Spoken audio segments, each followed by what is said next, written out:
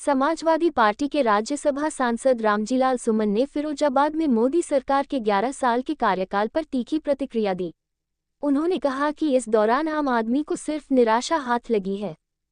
सुमन ने कहा कि सरकार भले ही अपनी उपलब्धियों का बखान करे, लेकिन पिछले 11 वर्षों में देश में आपसी तनाव बढ़ा है, सामाजिक सौहार्द कम हुआ है। उन्होंने कहा कि नरेंद्र मोदी की सरकार ने आम आदमी के हित में काम नहीं किया। ग्वालियर हाईकोर्ट में बाबा साहेब अम्बेडकर की प्रतिमा स्थापना के मुद्दे पर बोलते हुए सांसद ने कहा कि हाईकोर्ट के मुख्य न्यायाधीश ने 3 बार आदेश दिए, लेकिन कुछ लोगों के विरोध के कारण प्रतिमा नहीं लग पाई। उन्होंने मध्य प्रदेश सरकार पर इस मामले में कार्रवाई न करने का आरोप लगाया। सुमन ने कहा कि विरोध करने वालों को समझना चाहिए कि उनके विरोध से बाबा साहेब की महानता कम नहीं होगी। उन्होंने जयपुर हाईकोर्ट का उदाहरण देते हुए कहा कि वहां मनु की मूर्ति लगी है, तो ग्वालियर में बाबा साहेब की प्रतिमा क्यों नहीं लग सकती। योगी आदित्यनाथ के बयान पर प्रतिक्रिया देते हुए सुमन ने कहा कि मुख्यमंत्री को अधिक पढ़ाई करनी चाहिए। उन्होंने जनतंत्र की महत्ता बताते हुए कहा कि जनता ही सत्ता में बिठाती है और वही उतारती है। मैं समाजवादी पार्टी का कार्यकर्ता हूँ। कांग्रेस पार्टी के नेता क्या कहते हैं मुझे इस बारे में कुछ ज्यादा लेना देना नहीं, लेकिन अखिलेश यादव के नेतृत्व में समाजवादी पार्टी ये ऐसा महसूस करती है कि इन 11 वर्षों में नरेंद्र मोदी ने आपसी रिश्तों को बिगाड़ा है।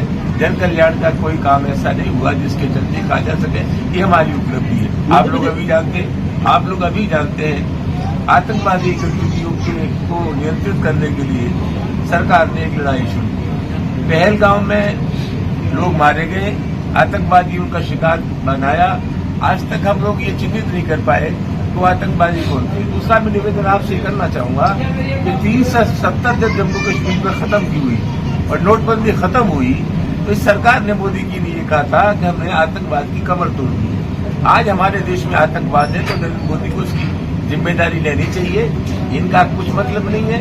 आतंकवाद के नाम पर, देश को मुक्त कराने के नाम पर उन्होंने जंग लड़ी, लेकिन एक फटकार के बाद अमेरिका के मोदी ने कहा युद्ध विराम हो गया। और आज मोदी ये कहते हैं कि संघर्ष चलता रहेगा, तो मेहरबानी करके यही बताएं कि आपने संघर्ष विराम क्यों किया। राणा सांगा पर आपने जो बयान दिया था, क्या आप अभी उस पर अड़ेंगे? पुरानी बातों को छोड़ दो यार। मध्य प्रदेश के छतरपुर में 19 वर्षीय दलित युवक की राशन की दुकान पर विवाद में गोली मारकर हत्या कर दी थी। हाँ, क्या है? मध्य प्रदेश के छतरपुर में एक दलित युवक की गोली मारकर हत्या कर दी राशन के विवाद में। राहुल गांधी ने ऐसे दलितों, आदिवासियों, पिछड़ों के खिलाफ हिंसा और अपमान का उदाहरण बताया। कौन क्या कहता है मैं नहीं जानता, लेकिन पूरे देश में दलितों पर अत्याचार की बात सी आई है। उनकी बेटियों के साथ बलात्कार हो रहे हैं, उनका अपमान हो रहा है। और ये हो रहा है जैसे उत्तर प्रदेश है, ये दनादन ताबड़तोड़ घटना इसलिए हो रही है कि बहुत कुछ सरकार में बैठे लोगों का जो मिजाज है, उसी मिजाज के चलते समाज की शक्तियां सक्रिय होती है। जो अपराधी लोग हैं उनको कहीं लगता है कि योगी की सरकार उनके दिल की सरकार है, मन की सरकार है, मिजाज की सरकार है, इसलिए ताबड़तोड़ घटना हो रही है। ये घटना के बाद अगर सख्त कार्रवाई हो जाती तो संदेश चला जाता कि सरकार अपराधियों के खिलाफ है। कहीं से भी ये संदेश नहीं गया, ये सरकार अपराधियों के खिलाफ सख्त कार्रवाई कर रही है, इसलिए ताबड़तोड़ घटना हुई। ममता बनर्जी ने मोदी सरकार पर पीओ को वापस देने का स्वर्णिम अवसर गंवाने का आरोप लगाया है। मैं नहीं कहता, लेकिन मैं जरूर जानता हूँ कि गृहमंत्री ने लोकसभा में कहा था कि पीओ हमारी पाक ऑक्युपाइड कश्मीर पीओ के हमारा हिस्सा है।